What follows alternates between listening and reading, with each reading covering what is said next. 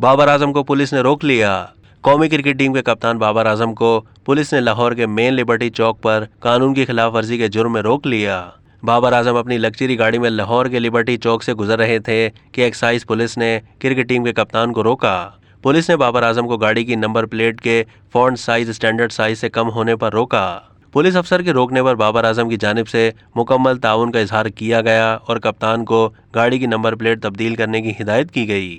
इसके अलावा मामूल के मुताबिक पुलिस की जानिब से गाड़ी के कागज समेत दीगर जरूरी दस्तावेजात के हवाले से भी पूछगुछ की गई। सोशल मीडिया पर कप्तान की गाड़ी की तस्वीर भी वायरल हो रही है, जिसमें देखा जा सकता है कि गाड़ी की नंबर प्लेट पर नंबर तो मौजूद है, लेकिन फॉन्ट साइज छोटा होने की वजह से इस पर क्या लिखा है वो वाज़ेह नहीं हो रहा। अब तक के लिए इतना ही। मजीद मालूमात के लिए डेली जंग के YouTube चैनल को सब्सक्राइब कीजिए।